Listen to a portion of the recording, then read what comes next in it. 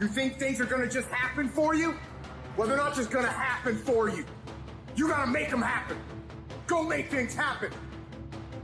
How do you find the strength to keep pushing through when everything in your life?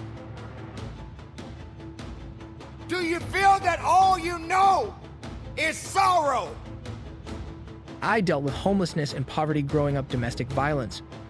Growing up in a home with a lot of drug abuse and alcoholism, but I had that vision of going to the Olympics, and I had that skill of jumping. I put those two things together, and it was really the thing that pulled me through those difficult times. And I think that when people have those difficult times, you have to have something that brings hope and joy and has the power to propel you through difficult situations. I need you to confront you because you're the one holding you up. I need you to confront you. I need you to look in the mirror and tell you, you are not gonna do me like this no more. You give you a pass. You are not where you're supposed to be financially, and you gave yourself a pass. You know you're better than that. You know you should be further in life, but you keep letting you slide. It's time you punish you. From now on, you're not gonna hold any other human more accountable than you hold yourself. Many doors will be closed in your face. Many loans that you will want. And they say, no, you don't have enough collateral. You don't have enough credit. And most people will give up. But you've got to decide that I'm going to be fearless. I refuse to be denied. And I'm going to go all out. I'm going to be relentless. I know some of you are there, in the darkness. But trust me when I say there is always hope. And quickly and aggressively remind yourself that you are alive. You're broken. You're torn apart on the inside. What do you do when your heart stops, but you're still alive? When you feel like you're giving everything and you ain't got no more to give. When your world has been turned upside down, inside out, and you can't find one reason to live. What do you do when your heart stops, but you're still alive? I don't care how many no's I encounter. I like something Isaiah Thomas said when he's getting ready for a basketball game. He said, I'm going to either shoot us in or shoot us out, but I'm not going to not do anything. And that's the way to go. And I say to anyone that can hear my voice, you fight, you scratch, you claw, you push through the turbulence. That means you're still breathing. And thus, you have an opportunity to still be achieving. You are not alone. We are here with and for you. So even in your darkest hours, your darkest days, don't hesitate to reach out and ask for help. I get it. I know it's not easy, but please believe me, at your best and even at your worst, you are loved. So I need you to dig deep and rise above your current situation and circumstances, because believe it or not, somebody out there needs you. So I'm gonna need you to figure out who that person is and let it be the daily nutrition that drives and feeds you. Each and every one of us has them, but we have to be able to see outside of it. And when we lose hope, that's when we feel like giving up. People are losing hope. And they can't see beyond their current circumstances, and they feel like their runway is too short, but I want to bring the fact that there is hope. Why do you allow misery to handcuff you, to chain you down?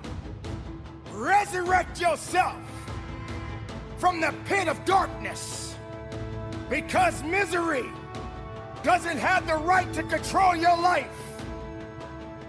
When the rest of the world says no to you, you say yes to yourself. You say yes, I believe. You say yes, I can do it. You say yes, nothing can stop me. There's no time to give up. This is the opportunity. Be greater than your fears. Be stronger than your doubts. Make your mind matter. It's not what I really wanted, but it's fine. It's not what I really wanted, but it's okay. It's close enough. To settle for some of you, that's the right thing. Because you don't want to feel pushy. To settle is appropriate because you don't want to draw too much attention to yourself. And here's why. Mama used to say, don't get your hopes up. You know, Daddy used to say, don't get your hopes up because I don't want you to be disappointed. Don't get your hopes up. I don't want you to get sad. Don't get your hopes up. And Mama and Daddy said it so much that you stop pushing. There was a time period in my life where I decided that I didn't want to live anymore, and just to see all the amazing and beautiful things that were waiting for me in life on the other side of that moment. I want people that are living in their 20-year-old devastation to know that there's life on the other side of it and to hold on to hope. Misery!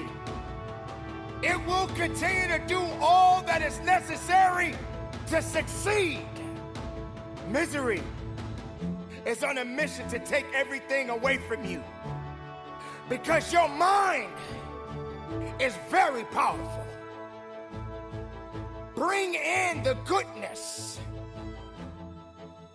moving with a purpose, conditioning your mind is what this is about. Today is that day. And when and if tomorrow comes for you, be even more powerful. Be stronger than you've ever been. I want your family to get their hopes up. I want your community to get your hopes up. But Mommy and Dad didn't want to see you disappointed. But disappointment is a part of the journey. Disappointment is a part of the struggle. Disappointment is when you fall down, you get back up. Well, Mama and Daddy, I'm coming here to contradict you. I know you meant the best. I know you meant well, but I want your kids to get their hopes up. When I think back on the times in my life when I settled, it was always because I didn't think I could do any better. It was because of the story that I had been telling myself about what I was capable of achieving and who I was capable of attracting. In the end, settling always costs more than waiting. And that's why you have to check your emotions when you start to feel discouraged. Your viewpoint is your advantage. Thank you for breaking up with me. Here's what you did. You opened up another opportunity for somebody else to come into my life. Thank you for firing me. You gave me an opportunity to explore entrepreneurship. I'm not bitter, I'm better. Perspective is what changes the game. Number one, there's one thing I need you to stop saying, and that is I should do something. That perspective, that viewpoint, that ideology, that philosophy, that mindset is going to get you bankrupt. I should start this. I should stop that. I should forgive. I should. You don't get what you should. You get what you must have. I must work out X amount of times a week. I must forgive. I must evolve.